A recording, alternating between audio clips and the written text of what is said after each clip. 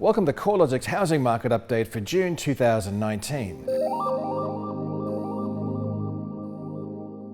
We saw a variety of outcomes and announcements through the second part of May and into early June that are likely to bode well for the housing market, including stability in the federal government, an announcement from APRA that borrower serviceability assessments were likely to improve by late June, and the RBA cut interest rates to a new record low on June 3rd.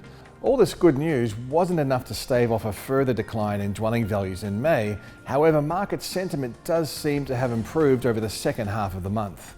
Although dwelling values fell in May, the pace of decline continued to ease off, a trend we've been seeing since early 2019. Nationally, dwelling values were down 0.4% in May, which was the smallest month-on-month decline since May 2018. This improvement is primarily being driven by a slower rate of decline in Sydney and Melbourne, where housing values were previously falling at the fastest rate of any capital city. Sydney values were 0.5% lower over the month, while Melbourne values were 0.3% lower. That's the smallest decline in values across both cities since March last year. In other cities where housing market conditions have generally been more resilient to a downturn, the trend is the opposite. Hobart values have tracked lower for 2 months running, taking the rolling quarterly change in values into negative territory for the first time since early 2016. And with Canberra values 0.2% lower over the month, the quarterly rate of growth remains only slightly in positive territory at 0.2%. While the pace of value falls has eased across some cities, the Australian housing market remains in a geographically broad-based downturn. Adelaide was the only city to avoid a slip in housing values over the month, and in the rest of state areas, South Australia, Tasmania and the Northern Territory were the only regions where values rose in May. In fact, regional Tasmania is the only broad region across the country where housing values remain at a record high. The slower rate of decline is also visible in higher auction clearance rates through the month. The last week of May saw Sydney clearance rates break the 60% mark for the first time in a year, while Melbourne clearance rates have held around 60% over 3 of the past 6 weeks. Although clearance rates remain low relative to several years ago when housing market conditions were much stronger, the improved performance at auction aligns with the easing rate of decline.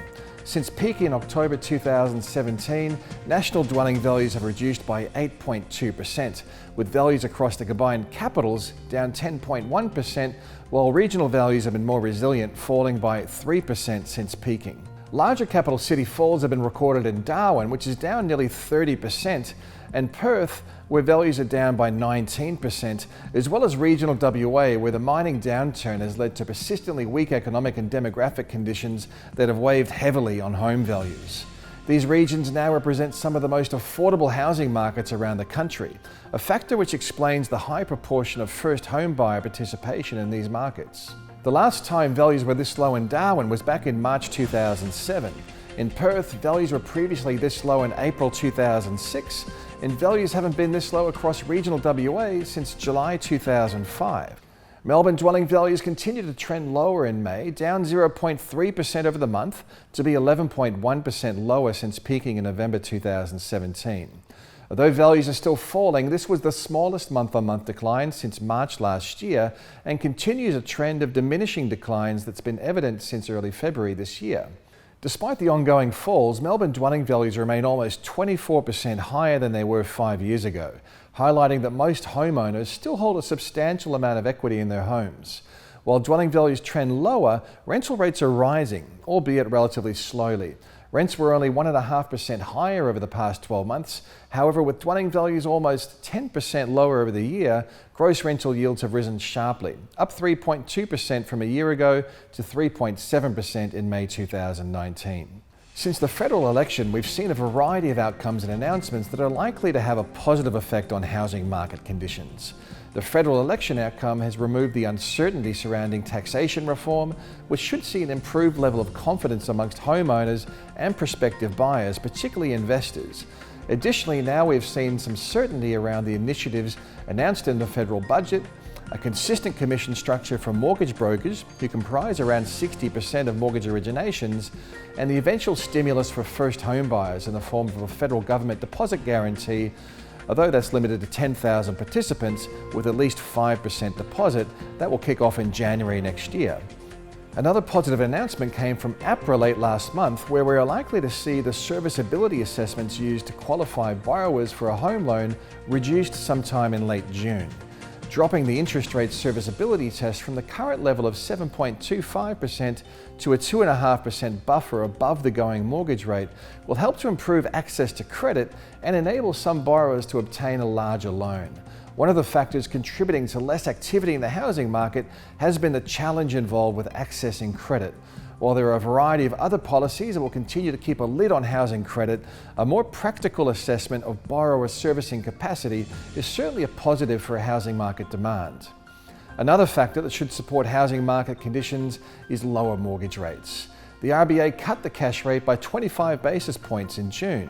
Mortgage rates are already around the lowest level they've been since the 1960s, and we're seeing lenders passing on most, if not all, of the rate cuts through to home loan mortgage rates. Lower interest rates have typically shown a positive influence on housing demand.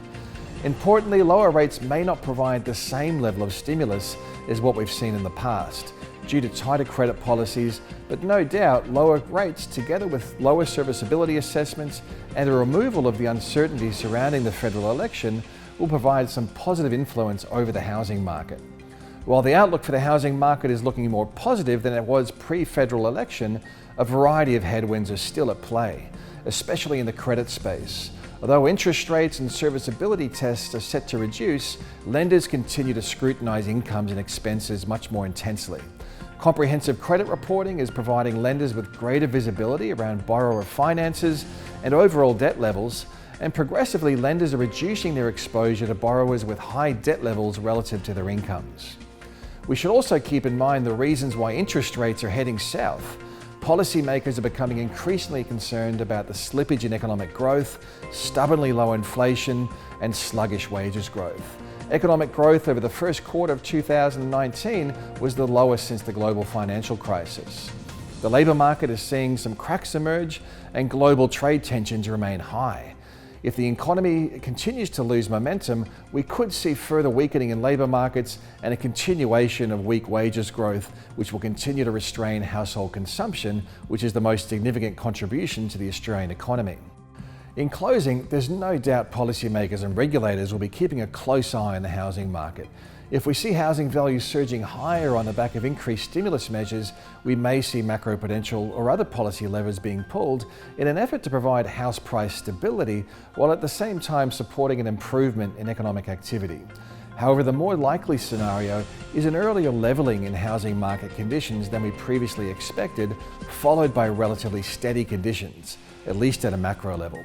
With the housing market changing so rapidly, make sure you're staying up to date with the timeliest updates on the housing market at www.corelogic.com.au.